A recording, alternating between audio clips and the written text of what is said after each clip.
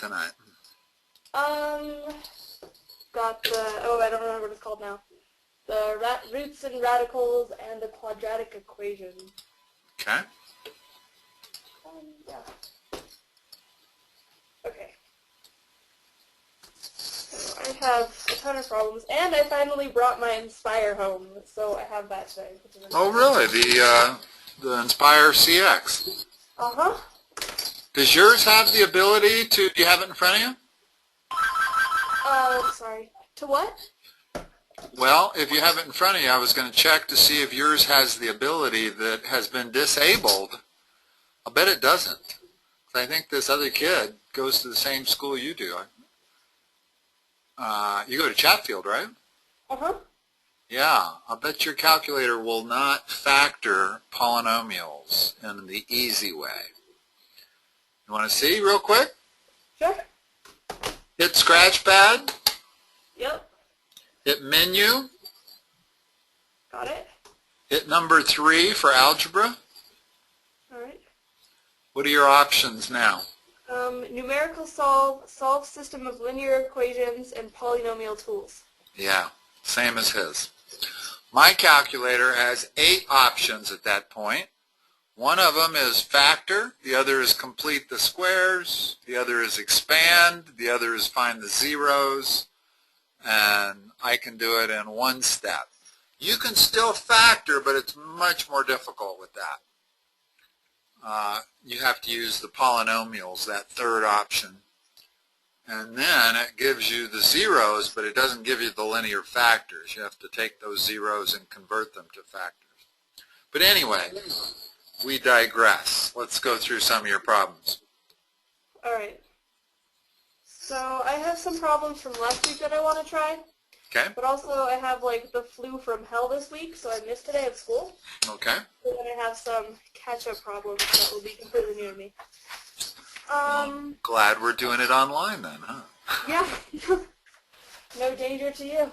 No, Okay. no, go ahead. So, oh god, I don't know if he wants me to do, I'm assuming it's the problems. So, each side of a square is 4 meters long. When each side is increased by x meters, the area is doubled. Find the value of x. Okay. Alright. So the area of this square is equal to what? 16. Okay. And after I increase each side by x, what is the area of that square? 16 4x. Don't look at it in terms of 16. Look at it in terms of our new square. So it's x plus 4 times x plus 4? There you go.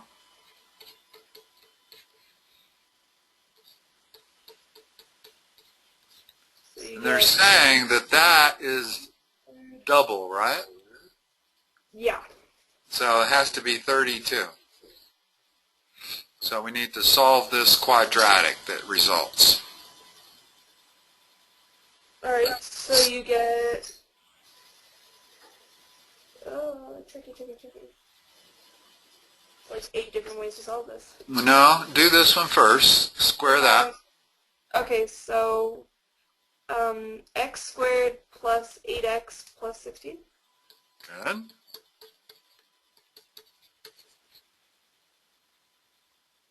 And then, I don't know if it could be factor or not. When you solve a quadratic, you have to get everything on one side and 0 on the other.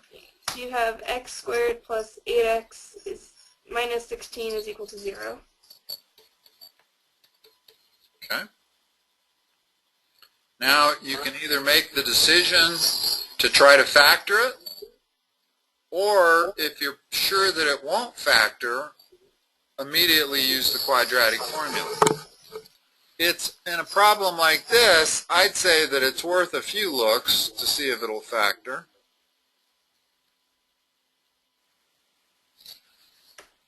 I don't think it does. Well, let's get started on it. Right, so you have x and x. and then plus and minus. And then the multiples of 16 are 1 and 16, 2 and 8, and 4 and 4. None of which subtract to the number 8. Yeah. So that's all the attention we're going to give to it. So let's solve it using the quadratic. What's the general quadratic? Negative b, so that plus or minus the square root of b squared minus 4ac over 2a. And let's fill it in. Okay. So you get negative 8 plus or minus the square root of 64 minus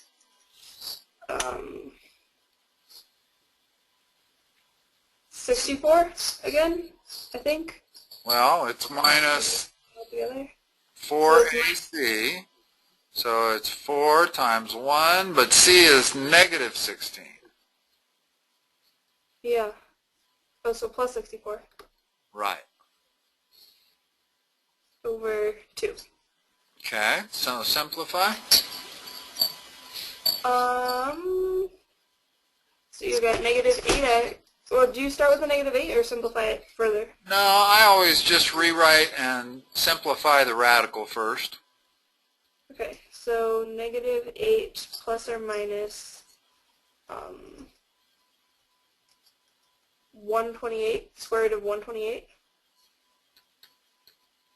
over 2. Okay, now let's simplify this.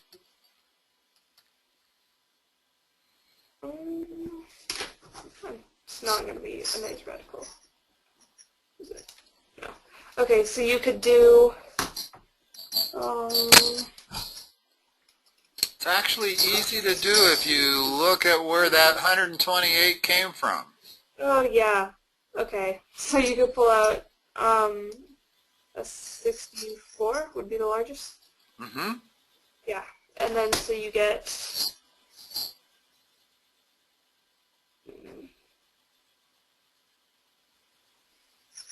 8 root 2. Okay. Let's substitute that for this.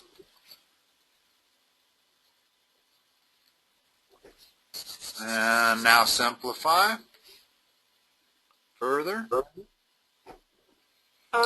Last simplification is where you split it into 2 fractions. Okay, so This one plus or minus this one. Oops, plus or minus that one. so there's no more way you can simplify this one though, is there? Well, there is. You got minus 8 over 2. What's that? Negative 4. And this one? What's that simplified to? 4 and then root 2 over 2. No. The 8 divides by the 2 to give you the 4. Oh, okay. So In other words, 8 root 2 over 2 is 4 root 2. all right. So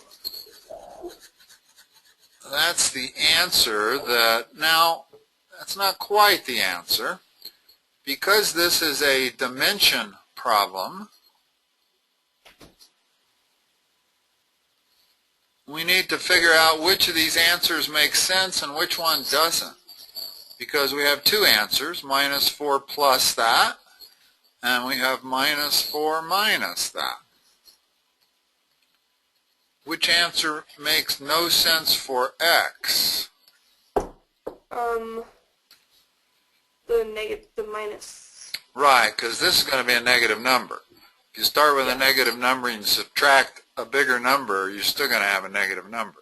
So this one doesn't work, and this one does. Now, is that a positive number? Sure, because square root of 2 is 1.4, so 4 times that, it's going to be about 5.6. So x is going to be about 1.6. That's how much you would have to increase each side in order to double the area. All right. Okay. Yeah. What else you got? Let's do a couple more of these ones maybe. So, a positive real number Okay. is one more than its reciprocal. Find the number. Okay. All word problems. What's the first step? To define your variable. Go ahead. So x would be the real number. The number.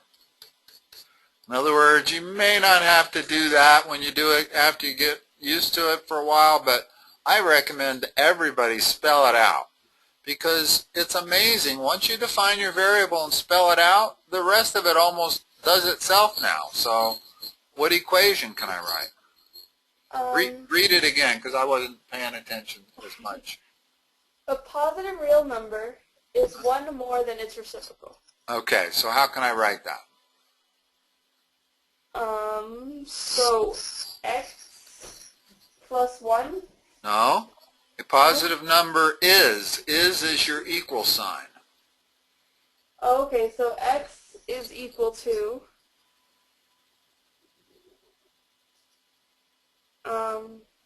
One more than its reciprocal. so 1 over x plus 1 1? more means plus. Yeah. Less means minus. So 1 more than its reciprocal would be 1 plus 1 over x. There's our equation.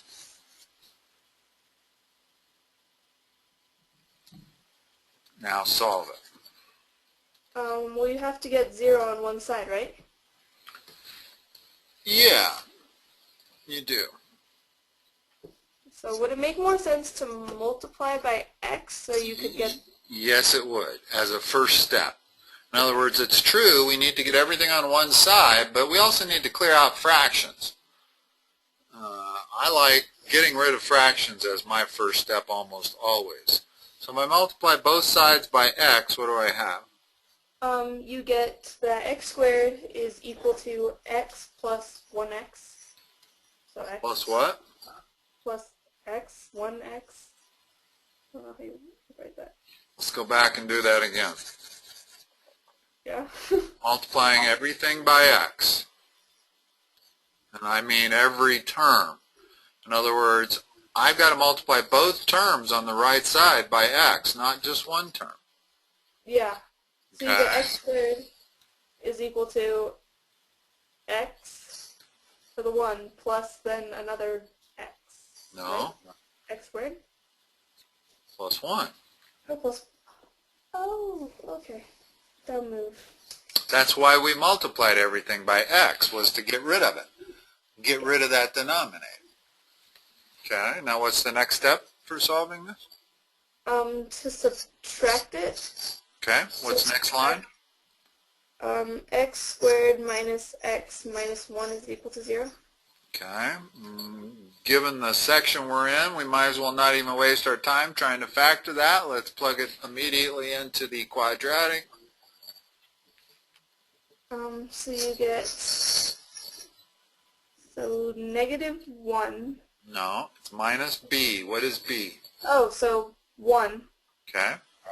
plus or minus the square root of 1, right? Uh-huh. Yeah. This is always going to be a positive number, because even if it's negative 1, we're going to square it. It turns it positive. Okay, so 1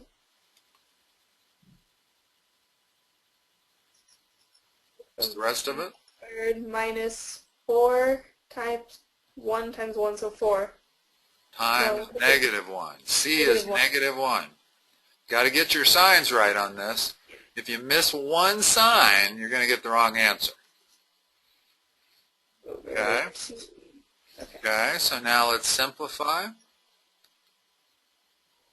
So you get, well again, you get 1 plus or minus the square root of 1 plus 4 over 2a, over 2. And then separate it, because it's good to put, whenever you have rational numbers, irrational or imaginary, you kind of want to put it in A plus BI format. You've had imaginaries or not? yeah, we did those last week. If there was an I involved here, this would not be a satisfactory answer. We would absolutely want to split it up into two fractions, because the first fraction is the real part, second one is the imaginary part. So the same thing kind of holds with irrational numbers. In other words, we have a number plus or minus an irrational number. So let's split this up into the rational part and the irrational part. Okay, so you get 1/2 over, or plus or minus the square root of 5 over 2. I'm going to do it as two separate answers. So this part is square root of 5 over 2, and the second one is what? 1/2 minus 5 over 2. The square root of 5 over 2. Okay, and I did it that way because one of these may not be relevant. In other words, let's see, this said that a number is one more than its reciprocal. I guess negative numbers work just as well as positive numbers based on that. So both of these should work. Okay, and then there's no more simplifying you can do, right? Well, if we wanted to test whether or not it was a true, it might be worth simplifying that to a number. Do you have that? No. We haven't done that yet. We've left everything as radicals. On my calculator, though. Yeah, let's do it on your calculator just to come up with a number. So he left everything as radicals. Do you have an answer key for this one? Yeah, I should in the back of my book somewhere. Let me see. Okay, both of these answers should be listed. And they probably will be in radical form. It will look like 1/2 plus or minus root 5 over 2. Why don't you check if you know where that is? Yeah, it's, oh, okay, they have it listed weirdly. I think we lost something somewhere, maybe. It's, answer for... Yeah. What is their answer? Oh, no, it's problems, never mind. Their answer is 1.62. 1.62, just one answer? Yeah. Okay, let's convert this. Use your calculator, figure out what this is, add half to it. Let's see what that is. That's probably 1.62. Oh, what did I just do? 1 second.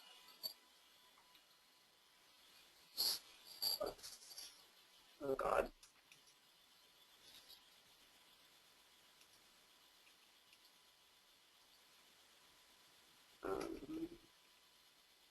Yeah. 1.618. What's the other one? 1 point what? 1.618, so 1. Okay, 1.62. And what's this one here? If you did it again,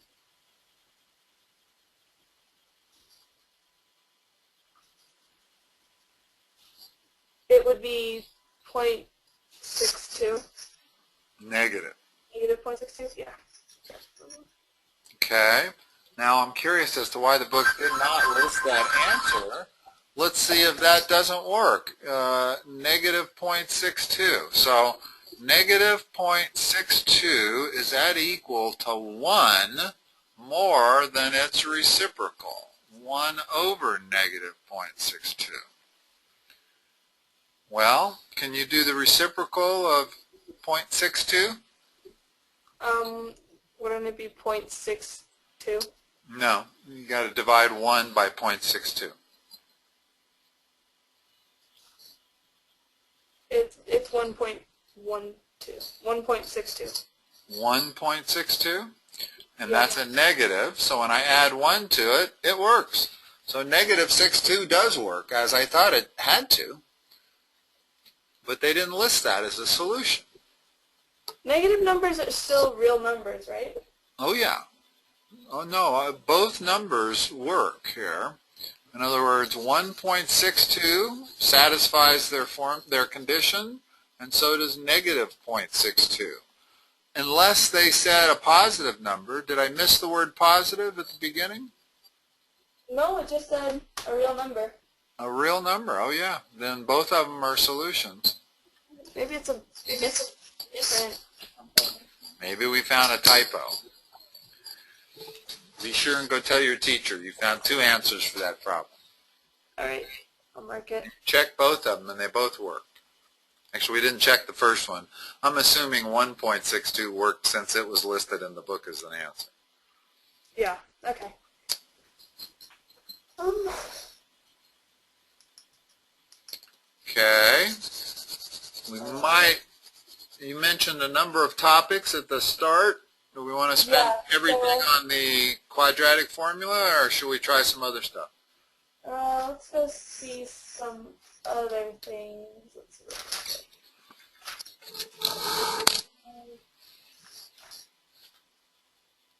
This is about still the quadratic equation, I think. That's okay. That's all right. Different problems. Okay.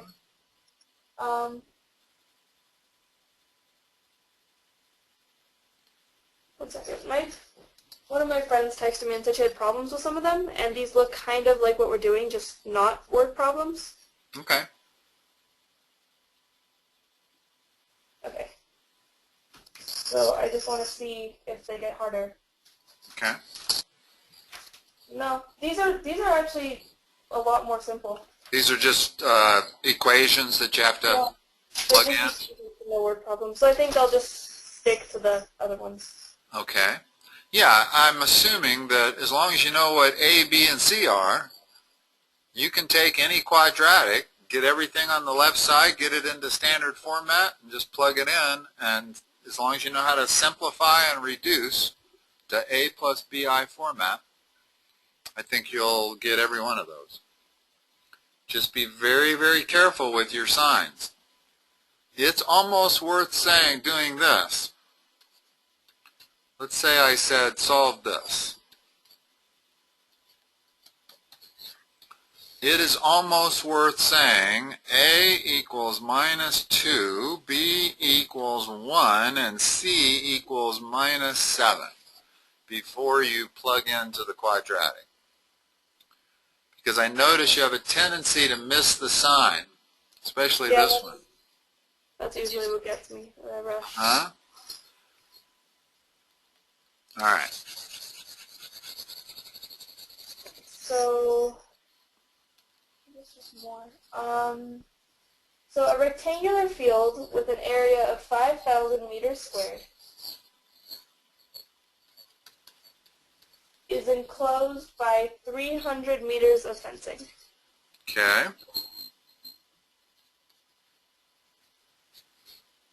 What can I say? What are the 2 equations that I can state?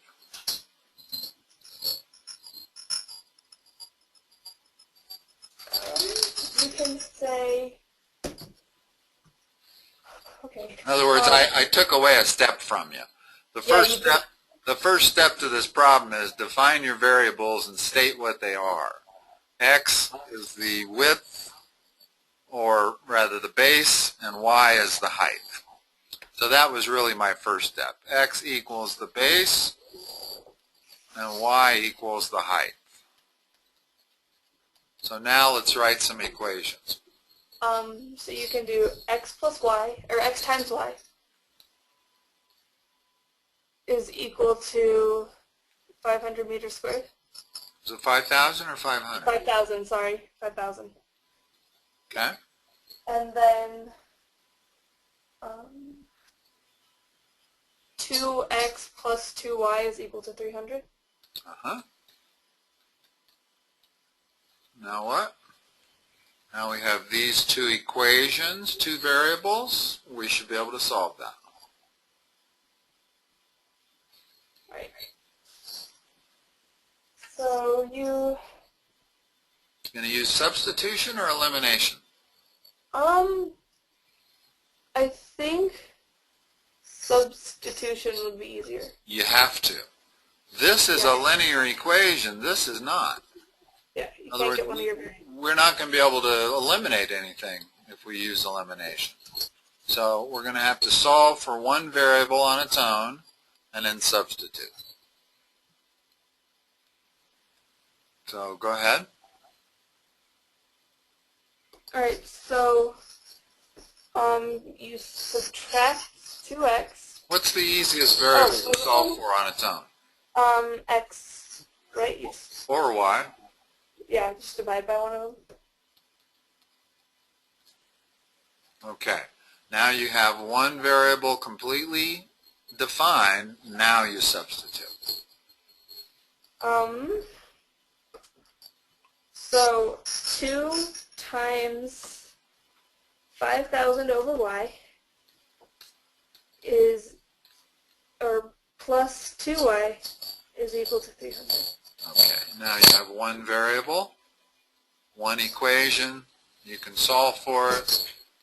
Obviously going to end up being a quadratic again. What's the first step? Your first step is to to subtract 300 or distribute. Neither. Multiply by what? You want to figure out the first step of an equation that makes it the most efficient. Notice that if I distribute, all of a sudden I'm looking at the number 10,000. What can I do right off the bat to make this simpler all the way around? You could divide by 2. Exactly. Those are the kind of things I'm talking about doing. Because now we have smaller numbers, always less likelihood of making an error when you're dealing with smaller numbers. Okay, so now what's the next step? The next step would be to multiply by y. Okay, next line. You get 5,000 plus 2y squared is equal to... Remember I took all my 2's out? Oh yeah, is equal to y squared plus 150y. Okay. And then you subtract the 150y. Okay, so what's the next line? Y squared minus 150y plus 5,000. Okay. Now, do you think it's worth doing that intermediate step that I suggested or not? Listing A, B, and C? I bet if you do that, you'll never make a mistake again. I'm definitely doing it on my quiz on Wednesday. Okay, so A is what? B is what? A is 1, B is negative 150, and C is 5,000. Now substitute. Do you think you couldn't, I'm wondering if you could, I don't think you could factor this, right? You know, here's the thing. If you can, all that means is we'll come up with whole numbers when we plug it into the quadratic. In other words, you'll still get the answer from the quadratic formula. Yeah. I like the quadratic. I like using the quadratic formula a lot better than I like factoring. Well, given the section we're in, we haven't found one yet that factored. Every one that you've given me requires the quadratic. And this is the section about the quadratic formula, so I would tend to not even attempt to factor this if I knew that. And in other words, you certainly don't want to waste a minute trying to factor it, because you're pretty good with the quadratic formula. Let's just plug it in and solve it, even though there's going to be one big number there, but you got a calculator. All right, so 150 plus or minus the square root of 150 squared, because it's going to be squared, so it doesn't have to be positive or negative. Okay, 15 squared is 225, so 150 squared must have two zeros onto that. Okay. 2, 5, minus 4 times 1, negative 4, of course. So negative 4 times... Well, it's really a positive 4, but it's minus. In other words, it's b squared minus 4ac. So I treat that minus as subtraction myself. Alright, so then, well, then you subtract 20,000, right? Plus, or 150, 5,000 would go in there, sorry, over Right. 2a. Okay, so that's over 2a. Okay, simplify.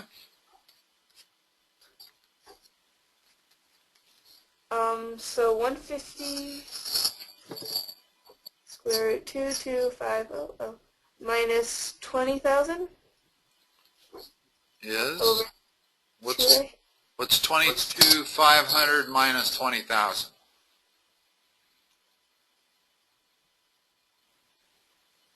2,500. Did you say that already and I didn't hear it? Or? No, I don't know. Alright.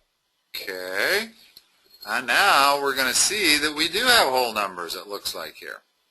So it looked like it will factor, but that's okay. There's nothing wrong with doing it this method. In fact, this might be easier than factoring, like you said. So let's simplify. What's square root of 2,500? I'm just going to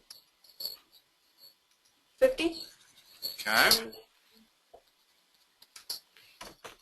So what are our two solutions? So you could get 50, like after, oh, well, you break them into two fractions. Well, you don't need to. If we don't have an irrational number, go ahead and do 150 plus 50 divided by 2, and then do 150 minus 50 divided by 2. So 50 and 100? So those are your two solutions. And this was a dimension problem? Yeah. Yeah, so we got X and Y? Either of those work. In other words, since that's X and Y, this could be 50 and this could be 100, or this could be 100 and this could be 50. So that's how your two solutions work in this case. Alright. These aren't so bad. No. Now, let's go back and look at that for a moment. Could I have figured that out? So what are my factors going to be if my solutions are 50 and 100? They're going to be negative 50 and negative 100. Well, x minus 50 and x minus 100 are the factors. They're not the solutions. They're the factors. It's important that you understand that when you have the solutions, how to go backwards and get the factors. In the same way that you know how, if you factor this into these two numbers, you know how to get the solution by going forward and saying this has to be equal to 0, therefore x has to be equal to 50.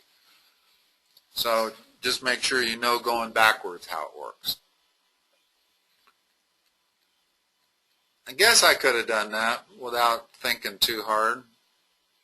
5,000, certainly the two factors we would have looked at are 50 and 100 as the first two, probably.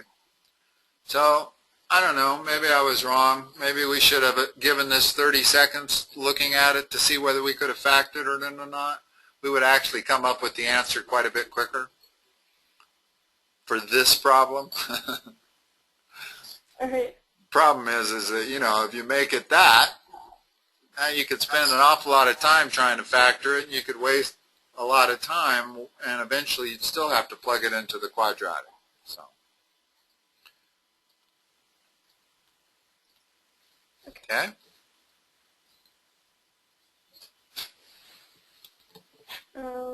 Figures, the one problem they would give you that factored, and I didn't even try it. Yeah, that's always what I do. I like the quadratic formula though, because otherwise you have to try like 50 different things and then do the quadratic formula. Exactly, But exactly. if you just start with it, then you end up okay. I don't know why my teacher doesn't like it. You should factor everything first. Yeah. That's the standard that they teach people to do. I think it just makes more sense because then you don't waste a bunch of time looking for solutions. I agree. I agree. It kind of depends on where you're at. In other words, if you're in the chapter on factoring, go ahead and try to factor it. But if you're in the chapter on using the quadratic formula, it probably isn't going to factor nicely, They cheat in our book, put all kinds of problems everywhere. They do. They got tricky on us there, especially using a big number like 5,000. Yeah. I mean, how are we supposed to know how to factor that so that it works? Maybe they intended you to use the quadratic there just for that reason, because it was such a hard factoring problem. Okay? We still have 20 minutes. We didn't start till 1:45. All right. So more problems because I have a test on Wednesday. Okay. A rectangular animal pen with an area of 1,200 meters square.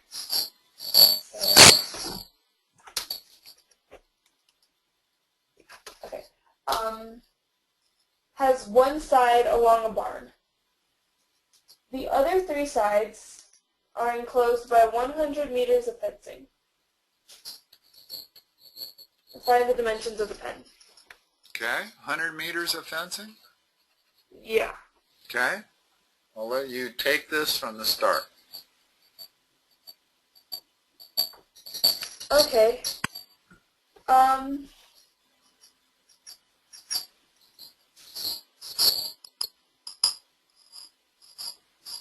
Well, they have a diagram, which kind of helps.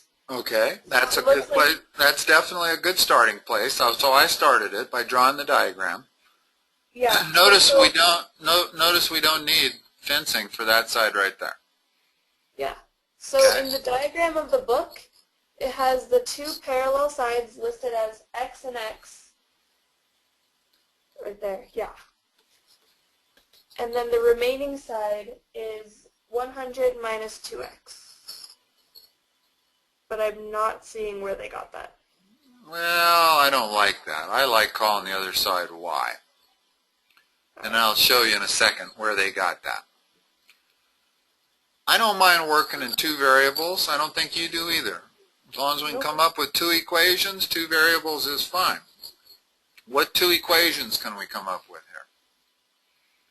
You get, so 2x plus y, or no, y times x, yeah, 2x plus y is equal to 100. And the other one? And then the other one is x times y is equal to 1,200. Now, if you solve this for y, do you see where they came up with the second variable? Yeah, because then you have 1,000. Okay, yeah. You have 100 minus 2x. So, the reason they did that leap is they saw that this was the second equation, and instead of introducing the second variable, they decided to leave everything in one variable. Okay. And now we can solve it because we know x times this is equal to 1,200, which is what we would have done anyway. In other words, we would have, no, not really. Yeah, we might have solved for y instead of solving for this y. Doesn't matter. Either one is correct. So we're going to solve this first equation for y. Y equals 100 minus 2x. And now we have x times 100 minus 2x has to equal 1,200. So you see the differences, and the two differences in solving it with two variables or making that leap to define the second variable immediately as a function of the first variable. Yeah. Personally, I like writing the two equations and then I know exactly what I'm doing. Not everybody can make this leap, saying that one side of the barn is x and the other side is 2x minus 100. That's a hard, it's not 2x minus 100, isn't it 100 minus 2x? Yeah, 100 minus 2x. See, there's one problem right away. I would have made a mistake trying to do it all in one variable. Whereas when I write this equation here, now when I solve it, I don't make the mistake. I see right away that y equals 100 minus 2x. Now I can substitute 100 minus 2x for y and solve the problem. Yeah, I think that's where I struggle in this class, is because they, like, expect you to make those leaps, so even if I get the right answer, if I do it a different way, I still lose points on my test. This is a hard leap to make. The leap that, let's see. If I said two numbers add to 100 and multiply to 1200. So two numbers add to 100 and multiply to 1200. What are the numbers? So first thing, define your variables. X and Y. Well, no, x equal one number. And now this leap isn't so hard to make. Let me spell that out, not write it out. X equals one number, and if I tell you that the two numbers add to 100, then the other number has to be 100 minus x, right? Yeah. That is the leap they're looking for you to make. And now I said the two numbers multiplied together multiply to 1200. Now I just have to solve that. And hopefully it'll have a solution. It might not, actually. In other words, there might not be two numbers that add to 100 and multiply to 1200. But the only reason I brought this up was because this leap is far easier to make than that previous problem where it was a barn. Knowing the perimeter of the three sides of this thing is equal to 100 doesn't particularly make this easy to come up with that second variable. So in this barn problem, I definitely prefer 2x plus y equals 100 and xy equal 1200. I prefer using two variables on this problem. Because that's asking a lot for people to come up with that leap there. And it's a very simple problem to solve if you just use two variables.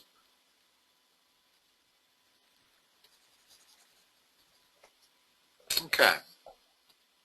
All right. I don't think solving these is going to be your problem, so let's skip the solution phase and set up another one or two if we have time. Okay. Okay. So it says a walkway of uniform width has an area of 72 meters squared. Okay. And surrounds a swimming pool that is 8 meters wide and 10 meters long.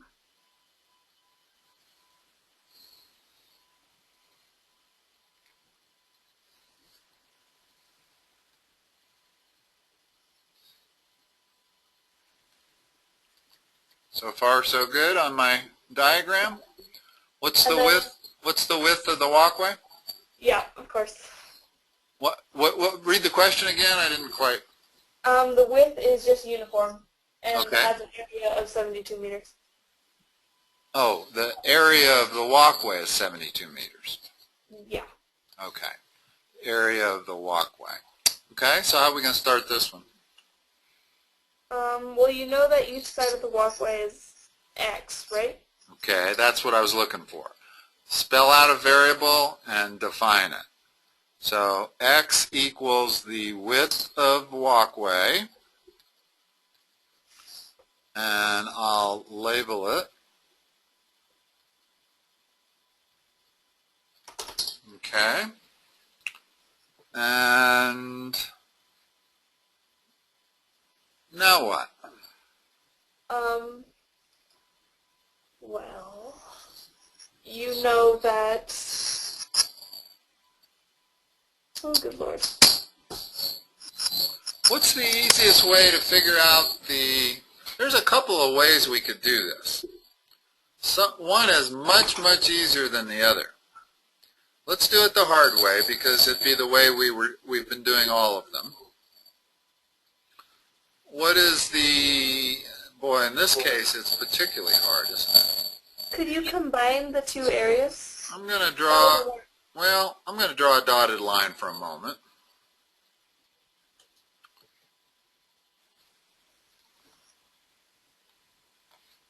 Give me the area of this section, 1. Would that be 1/4 72? No, each of these areas that I've separated are not the same.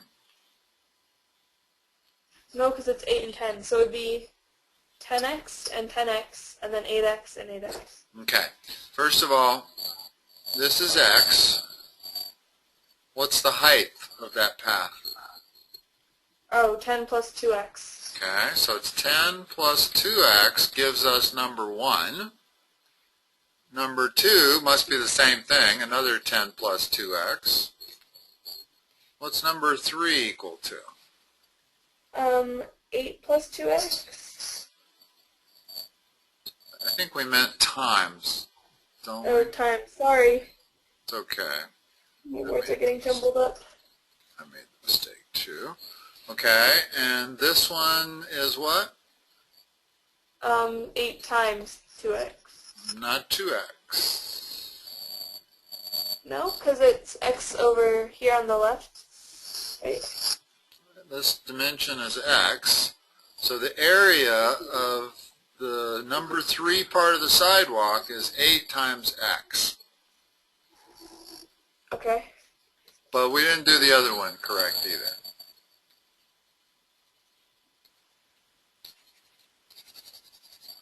Number 1, the width is x. What's the length? The length would be, wait, x and 10. But it's 10 plus 10 2x. plus 2x. Yeah, okay, now we got it. Now we got it. Okay, so that's area number 1 is x times 10 plus 2x. Area number 2 is the same thing. Just going to put a 2 in front of the x. Area number 3 is 8x. Area number 4, so 3 and 4 would be 16x. So now we've got this quantity plus this quantity equals 72. Okay. So we got 2x times 10 plus 2x plus 16x equals 72. And now we can solve that.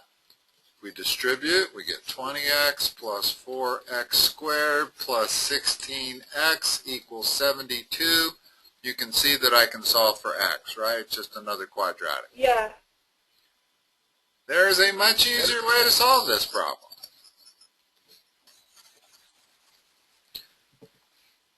You've undoubtedly done lots of shaded area problems.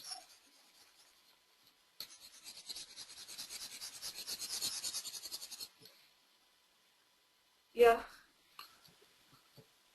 If I said, solve for this shaded area, you would say, what? Remember, shaded area problems are always subtraction problems. Yeah, so I would say the area of the big square minus the area of the inside square. Yeah. What's the area of the big square? Well, 8 plus 2x times 10 plus 2x.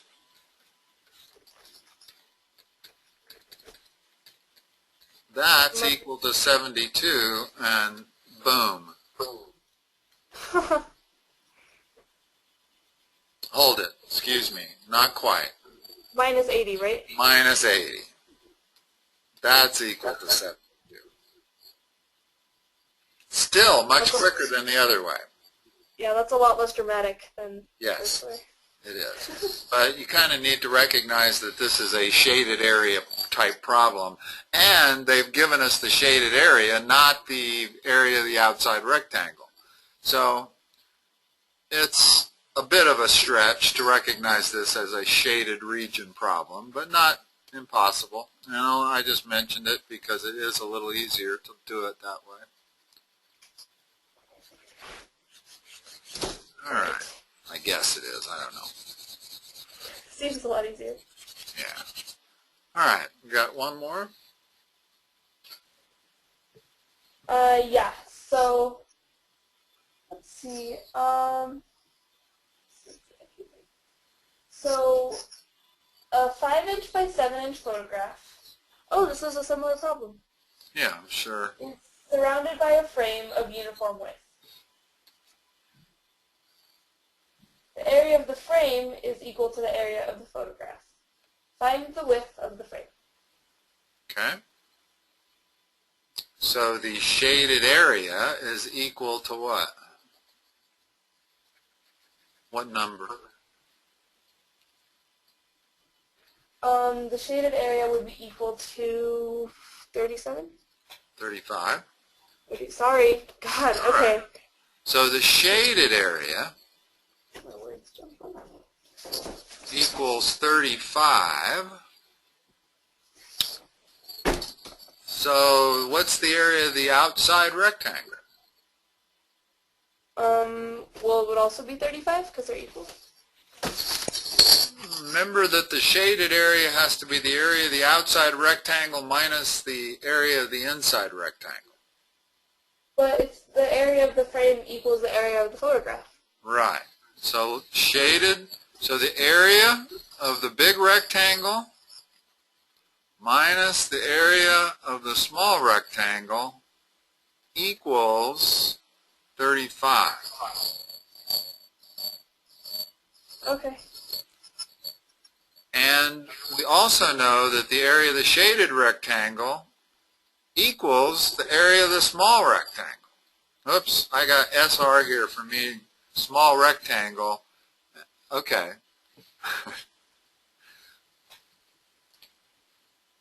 Since the area of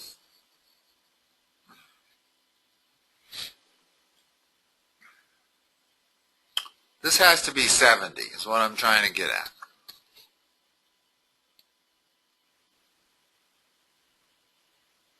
Okay. I think, yeah, so that you just added them? Or, yeah. Yeah, in other words, I know that the big rectangle minus the small rectangle is equal to the small rectangle. So I got the area of the big rectangle minus the area of the small rectangle, which I know to be 35, equals the area of the shaded area, 35. So now if I solve for the area of the big rectangle, immediately I get 70. That's what I was trying to do. Okay, yeah, I see it. So they want to know the width. Yeah. Right? Yeah, find the width. So you'd make the little gap between the two x, right? Yeah. So I still have to solve some stuff here. So what's the last equation I can write that's going to allow me to solve for x? In other words, we still have to make this x. No getting around it. This uniform dimension here is x. So what's the area of the big rectangle in terms of x?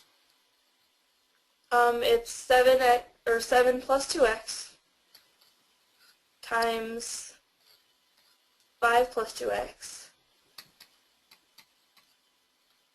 Equals 70. Yeah.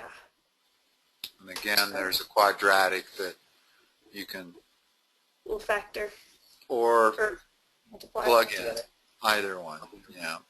The main thing to know is that if you plug it into the quadratic formula, your negative answer,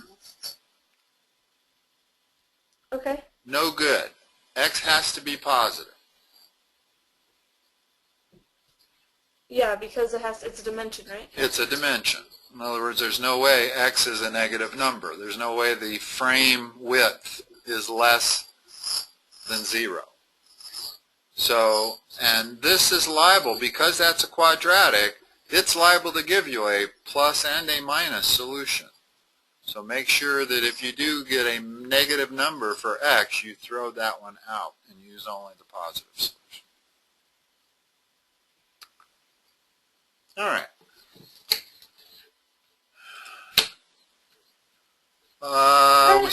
We still meeting Wednesday at 3:30? Yep. Okay. Sounds good. I will talk to you then. All right. And we didn't have any audio issues tonight at all. Yeah, it's perfect. My Wi-Fi didn't even crap out one time. We're going to have to see if it's related to time of day problems. But, okay. Sounds good. I will talk to you Wednesday. All right. Thank you. Bye-bye.